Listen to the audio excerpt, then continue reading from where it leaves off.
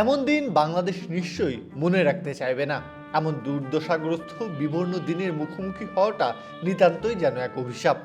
হারারির উইকেটে ব্যাট হাতে শুরু থেকেই দিশেহারা ছিল বাংলাদেশ। এরপর বল হাতেও প্রতিপক্ষকে চাপে ফেলতে পারেনি সফরকারীরা। সব মিলিয়ে টেস্টের প্রথম দিনটি পুরোপুরি জিম্বাবুয়ের দখলেই থেকে গেল।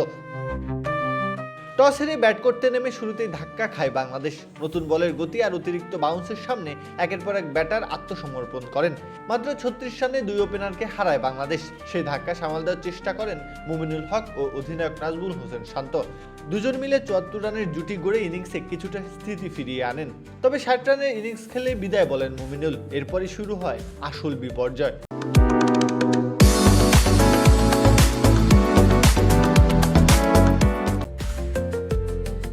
অধিনায়ক শান্তও ইনিংস বড় করতে পারেননি। 19 রানেই থামে তার চাকা। মুশফিকুর রহিম কিংবা অভিষিক্ত তাহিদ হৃদয়ও ব্যর্থ হয়েছেন হাল ধরতে। তার সঙ্গে ঘরের মতো ভেঙে পড়ে ব্যাটিং অর্ডার। 113 রানে 2 উইকেট থেকে গুটিয়ে যায় মাত্র 140 রানে। প্রথম ইনিংসে ছোট পুঁজি নিয়ে বল হাতে অলৌকিক কিছু করার প্রয়োজন ছিল বাংলাদেশের বোলারদের, কিন্তু শুরুটা সেখানেও আশাব্যঞ্জক হয়নি। ওপেনিং জুটিতেই জিম্বাবুয়ে তোলে 89 রান।